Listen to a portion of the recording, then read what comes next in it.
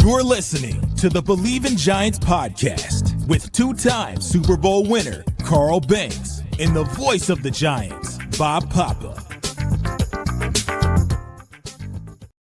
And we welcome you to another edition of Bleav in Giants presented by FanDuel. Bob Papa, two-time Super Bowl champion Carl Banks. The off-season program is off and running, Carl. It started on Tuesday of this week. Had a chance to hear from head coach John Harbaugh. We heard from the coordinators, and I think, all football fans are excited to kind of see it get going. Sure. What was your take of the way everything kind of went?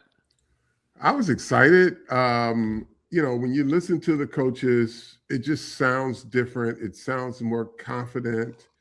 It doesn't sound like you got coaches who are trying to position favor within the media landscape. It's just like, this is what we plan to do. This is how we want to play. These are the types of players we want. And it just felt refreshing, right? And you could tell, like, even when you listen to Coach Wilson, he had the courage of his convictions, right? And that will carry over into his meeting rooms, onto the field with his players. And they did not shy away from, talking about players that have been questionable in the past, like a Deonte Banks, right? Clean slate. No reason why Paulson Adebo, I don't know if he's back or not, but I'm like, he should be there. Not from the you need to be there because it's voluntary, but it's mandatory. But you should, if because I don't know what his reasonings for missing are, but just to meet the coach, just to understand the day one philosophy. We know you can join at any time, but if there were a possibility to be there with the entire group, you want to be there that first week, Yeah, I mean, I think the thing that's most disappointing about that is, there's a thing called a phone. Everybody texts. Yeah, communication. Just listen. And here's what for guys that aren't there at the beginning, and this goes league wide, and I've talked about this on my Sirius show. They announce the dates when they announce the dates. But if you're a veteran player that's made a lot of money and you have plans, you have family, maybe you planned a trip out of the country, like who knows? Mm-hmm. And then they announce these dates. Well, it is voluntary. It is not mandatory. And maybe you're just wherever you're going to be or whatever you're doing at that point in time, it's just impossible to really change those plans. This is something that you plan, again, some kind of adventure, some kind of trip. It's with your wife, your family, whatever. But just pick up the phone and call. Just say, hey, listen, when these dates were set, I had already had this plan, not knowing that we would be starting on this date. I'll be there, whatever. That's the part that I always find, and it's not just the Debo, it's other cases. Like Dexter, we knew, right, because of the contract. And then it was Sam Roberts had surgery and he couldn't fly. So you knew why. I think it's when you don't pick up the phone and call, it gets you off to a little bit of a rocky start with a new boss. Yeah. And coming off the year that the team had, the year that you individually had because you had to battle injuries, you would think, hey, let's, I got a new boss. Let's reach out. Again, I don't know his reasoning. So as far as I can say, it's just disappointing. And hopefully they have communicated by now.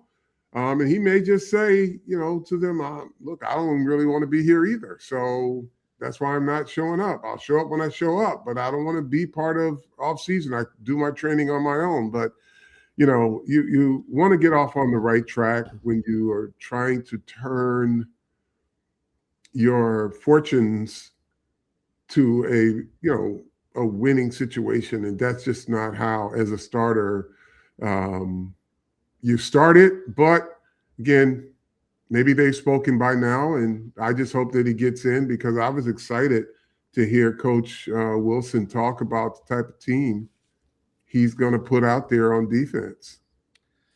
Carl, one of the things that was a theme, and you kind of even talked about it, on the last show or 2 shows ago, is sort of the messaging of physical.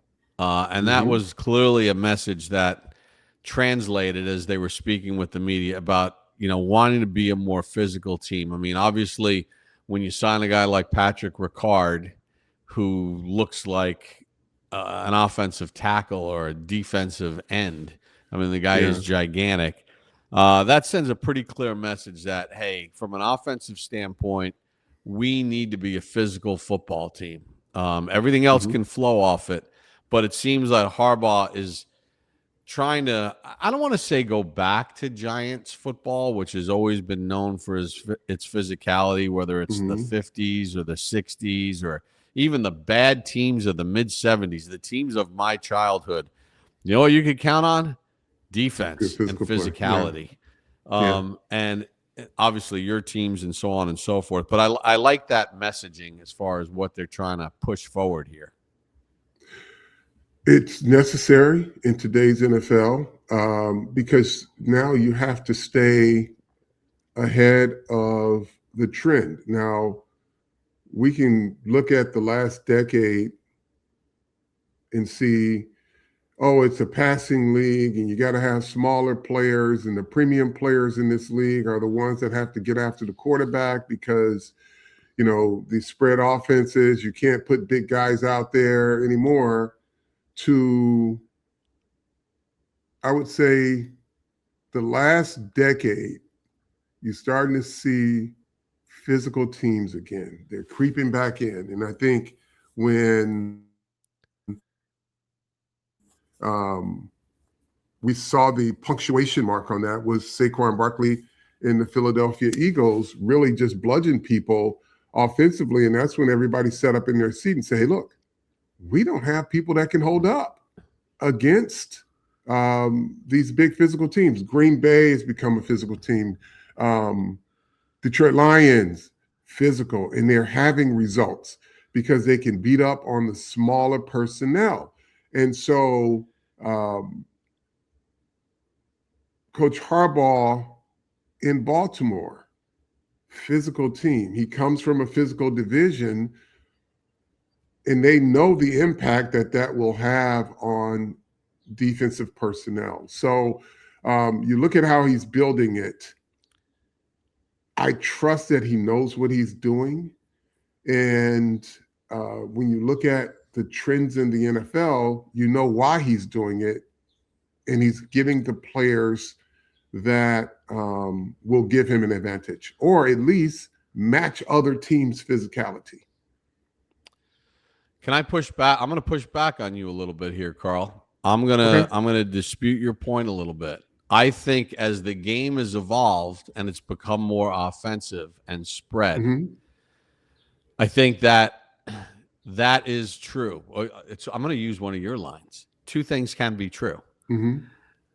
But if you look at the teams that wind up getting handed the Lombardi Trophy, whether it was your Giants, whether it was the Dallas Cowboys with the trio that they had with running through Emmitt Smith, whether it was through John Elway going back-to-back with Terrell Davis, whether it was the 2000 Ravens, whether it was the Coughlin Giants, even Peyton Manning, as great as he was offensively, the Super Bowl that they won in 2006, they didn't throw it a lot. They didn't score a lot of points in the postseason. They played unbelievable defense, and he handed it off to Joseph Adai and that running back group that they had.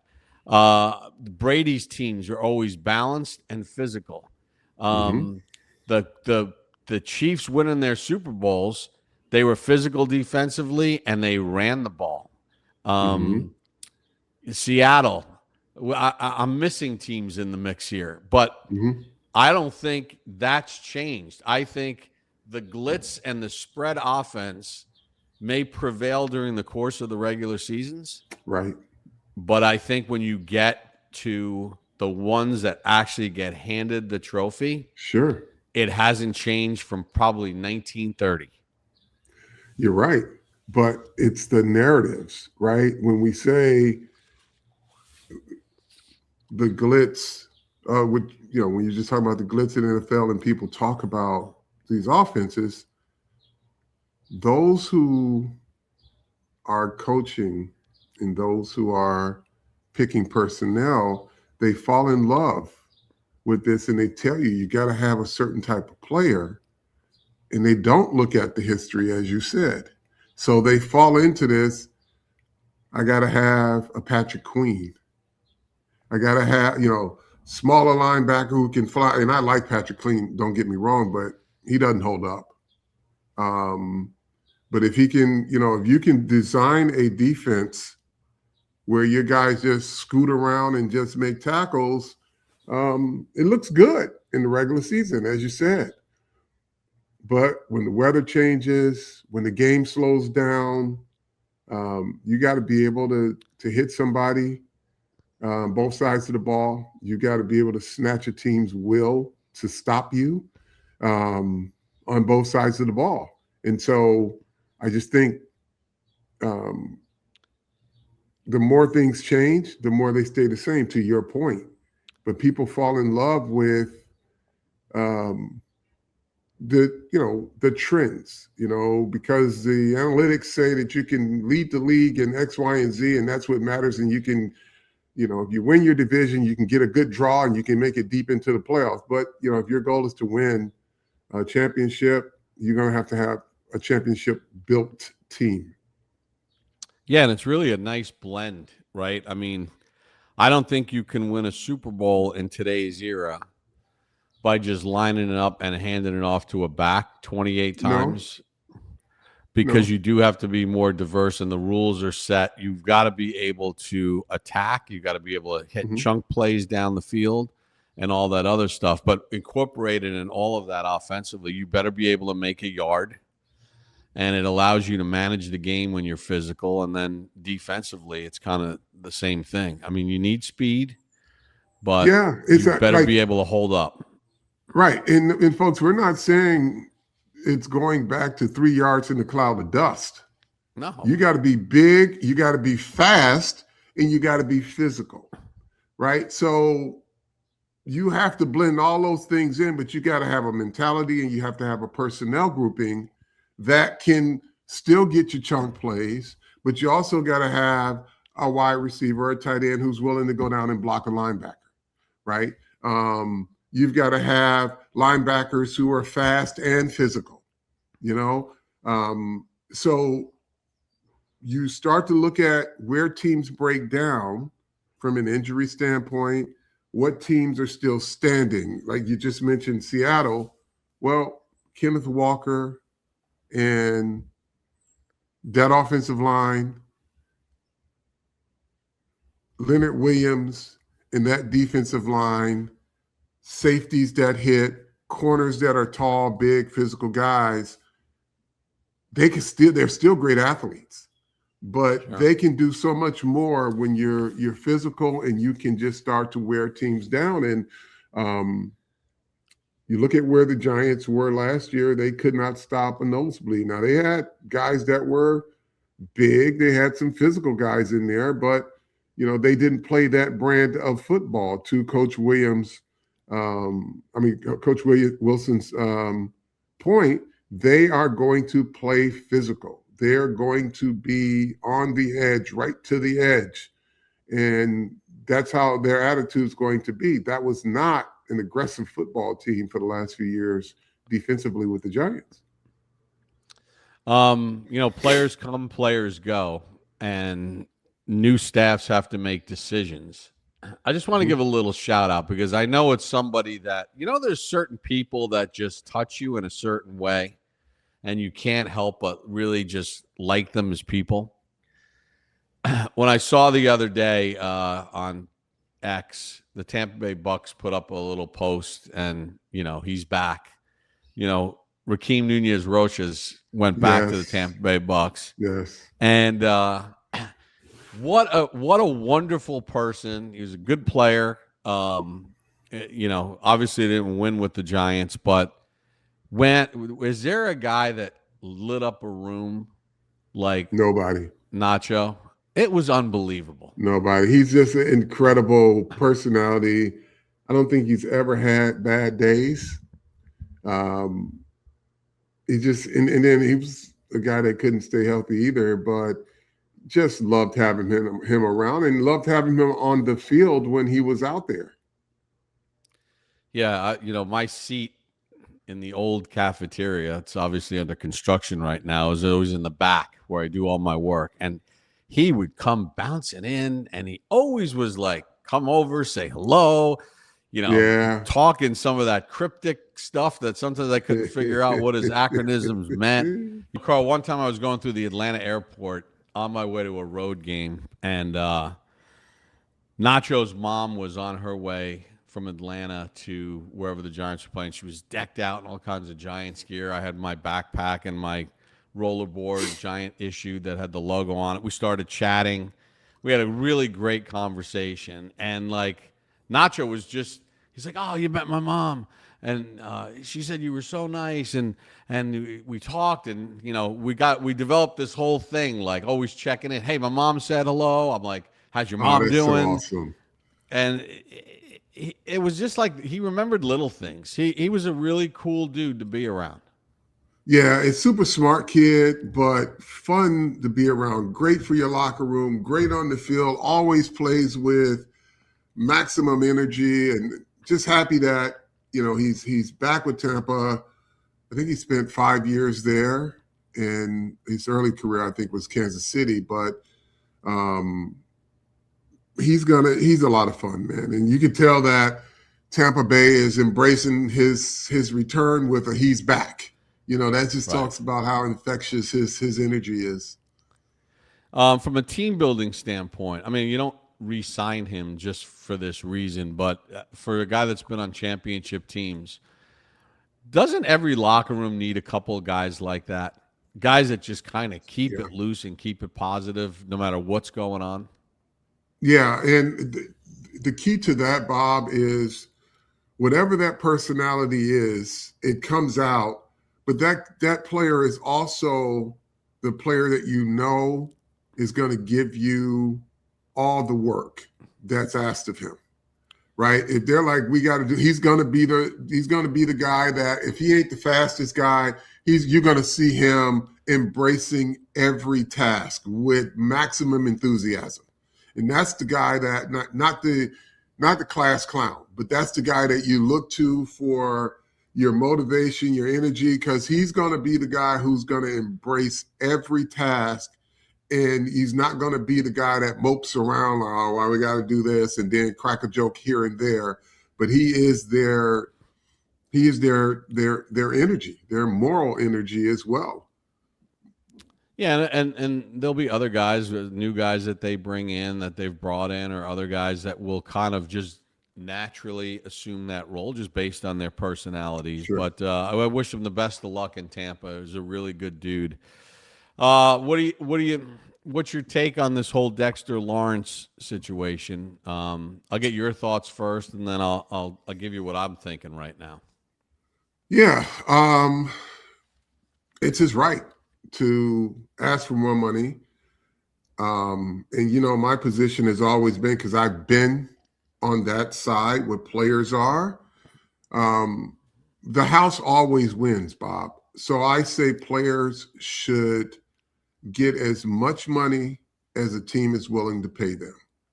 And, I don't, and I try really, really hard not to tie a player's pay with his play, or a player's play with his pay. I want to analyze the good or the bad, whether you're good or you're bad. I'm going to analyze that.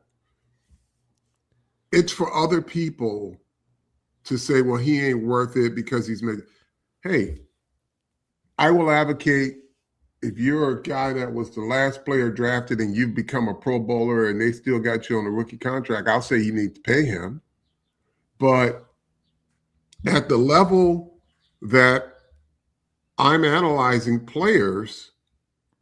I'm analyzing whether you're playing to a particular standard or not. And this is not a Dexter situation. This is my philosophy as a whole. Like, I want all these kids to get their money. Because like I said, the house always wins. And having been on that side of it for, a couple of times during my career, hey, get your money, right? Now, when you put the uniform on, I'm going to look at and call balls and strikes, right? And I think where fans kind of correlate the two together, whether or not it's a good or a bad in their eyes, and even to a degree, some in the media, the tool that can be very deceptive is this thing called statistics, right? You could have a statistically productive year, but it doesn't really mean that you had a good year. That good versus productive is based on the standard, either the standard of the player or the standard of the team, the expectation. And so what ends up happening, let's just take a line, because I don't want to make this about Dexter, but let's just take a linebacker, for instance. Let's just take Bobby Okereke. Pretty clear, Bobby's still a productive player. Pretty clear that he had another season of 100 and something tackles. So somebody say, well, Bobby didn't have a bad year. He had 150 tackles, and that's on par. He gets 100 tackles every year. He does. He's a productive player. But that don't mean he was good that year. Based on the standard of his play and the standard of what the team expected of him in situations, right? Again, insert player X. I don't care what his name is, right? But when fans get in this back and forth on, well, he wasn't good anymore. Well, he was good because look at his numbers. He had X amount of this and his pressures and his coverage rate and his whatever. But then when you look at it, he wasn't as good. I'm just any player, put it in the box. And where I stand is analyzing play. I don't want to analyze any player's pay because I want them to get as much as they can. Front offices don't deal with PFF because statistically productive players doesn't necessarily translate to that player being a good player. And I'm just saying player in a box. This is not a Dexter thing. I'm rooting for him to be the disruptive guy on a regular basis. And I think the last 4 games of the season, we saw that again from Dexter. But as far as his contract goes, I hope he gets as much money as he can. I hope he's a New York Giant. And from that point, when he put the uniform on, that's when I want to see the guy who's disruptive. Right, and the new coaching staff, new regime will factor that all in, and then they'll come up with what they believe is a fair price point of what they believe he should get. And then they'll make a determination. And hopefully they find a happy medium, and hopefully he returns to the form of 22, 23, and 24. And, who knows? Yeah. Who knows? It's not personal, it's business. The line from The Godfather. And all of us are not in the business of negotiating a contract. So right. We'll see what happens with it. They'll make and for those, the best decision. These things get so simplified in the brains of some fans. Someone's asking me to weigh in on it. I'm like, I don't have anything to say other than I want him to get his money. I want him to be a good player for the Giants. And somebody said, you're the reason he wants out. I'm like, if you know anything about professional football players, they ain't getting their feelings hurt to the point where they say, I don't want to go, I don't want to play here anymore because, one of the team's analysts said, that I wasn't playing well. That doesn't work that way. That hat left a long time ago. This kid's looking at his pockets and he wants to be paid. When he has to be traded, it ain't got nothing to do with me. Right. He went from being one of the highest paid players at his position to, I think he's 11th or 12th at his position. Everybody's got an ego.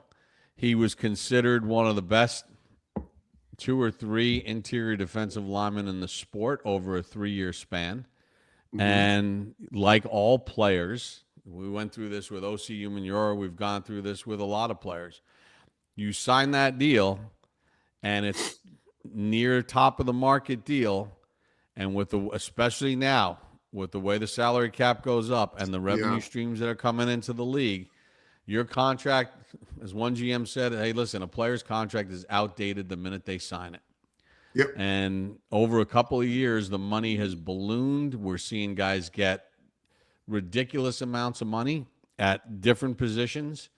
And, it is what it is. So he wants his contract upgraded. He wants to get paid as he believes he should be paid. They have a line at what they believe it should be. Hopefully they find a happy medium.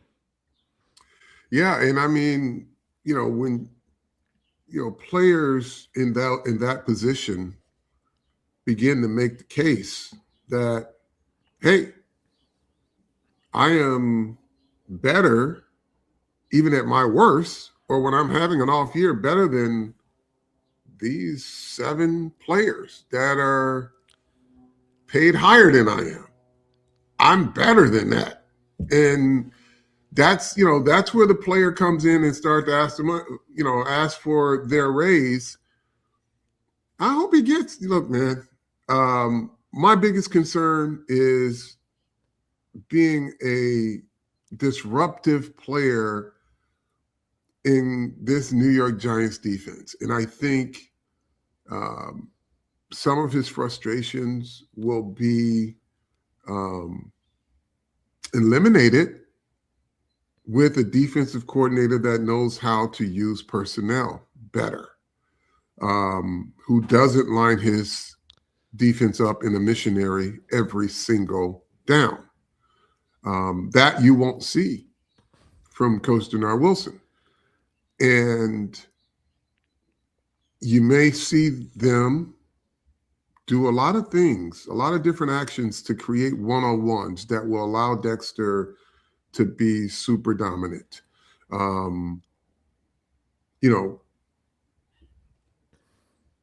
He's been double teamed his whole career. But those guys like him, they need to eat a little bit too. Every once in a while, you go to your coordinator goes to you and said, let's reward you. I'm gonna single you up a lot this game. You better go feast. Because he's hard to block with one guy. He's hard to block with 2 guys when he's on his game.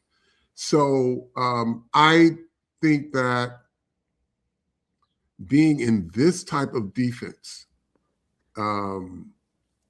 he's an asset, but boy, he will thrive, because they'll create these different actions just based on the personnel that the Giants have. And, people don't think they have the talent. They've got enough talent defensively where they can create a lot of different stuff. And they're going to have to, and they'll add another big on the interior to help him out.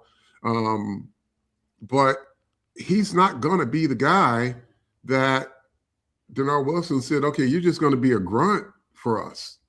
They're going to make sure that they put him in advantageous situations so that he can really dominate a football game. Yeah, we'll see, too. Usually players make a quantum leap between year 1 and year 2, maybe with a new coaching staff and a new coordinator. And let's not forget, once Charlie Bullen got his feet under him and started to be a little bit more creative. It's amazing how many players suddenly played better on the defensive side of the ball. So now you have a new guy in with new. Don't forget about like Darius Alexander, who is a player that, came from a small school, adapting to the National Football League, new staff, new way of thinking, new way of utilizing his talents. Him in a full off-season NFL program as opposed to the dog and pony show that is getting ready to be in the draft. He could be an emerging player for them. So there's a lot of things that are going to unpack as far as this is concerned, but hopefully they can figure out a happy medium and kind of get a deal done. Speaking of employers and employees, Carl, with you running a big business, sometimes you got to hire people. And I'm sure through your experiences, over the course of all the years that you've been running your businesses, finding people isn't easy and it can be time consuming. But ZipRecruiter is going to make it all easy for you, because what they're going to do is they're going to distill this wide group of candidates, and they're going to use AI, and they're going to use matching, and they're going to figure out so that when it comes time for Carl Banks to start talking to people, they're going to find people that fit for all the things you're looking for, personality, everything else. And then ZipRecruiter is going to have it for you on a silver platter. And right now you can try it for free at ZipRecruiter.com/audio. Powerful matching technology. It finds quality candidates, but more importantly, Carl, it's about speed, right? Everything happens in a second, so you can't be sitting around. You need this stuff quick, don't you? Yeah. So to that point, they eliminate a lot of people that don't match, right? If you're running a business and you've got a position to fill, do you want to go through a lot of people that you don't even know whether they're a match or not until you get them in your office, or you want somebody to streamline that process? You want a streamlined process to know that these people are the best candidates and I can make a great decision based on 5 quality candidates. Or you say, hey, folks at ZipRecruiter, get me 8 quality candidates. I need to find the best 2 of that 8. They're not going to give you 25 and let you wade through all of these resumes and all of these. It looks like the resume could be good, but let's have an interview. Nope, they're going to streamline the process so that you can get right to it. Yeah, and the candidates can tell you in their own words why they're interested in your job. ZipRecruiter is rated #1 hiring site based on G2. Find candidates who really want your job on ZipRecruiter. 4 out of 5 employers who post on ZipRecruiter get a quality candidate within the first day. Now you can try it for free. Simply go to ZipRecruiter.com/audio. See that right there on the screen? ZipRecruiter.com/audio. Meet your match on ZipRecruiter. So, Carl, the Giants are still trying to mix and match as far as the draft. I don't want to get into speculation on who they may or may not take, unless they have the unless they have the #1 overall pick. Who knows how it's going to go in front of them? Right. But it's kind of an interesting time because, remember, it's not just a one-round draft. They got holes to fill and they got other picks to use. Sure.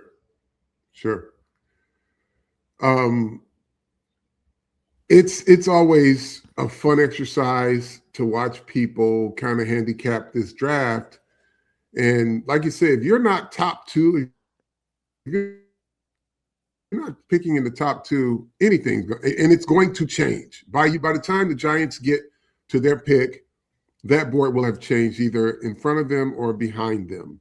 And so it's going to be a fun thing. But before we get to the draft, you just mentioned they have holes to fill. The overreaction, or I'm not going to say overreaction. That's not fair to the fans.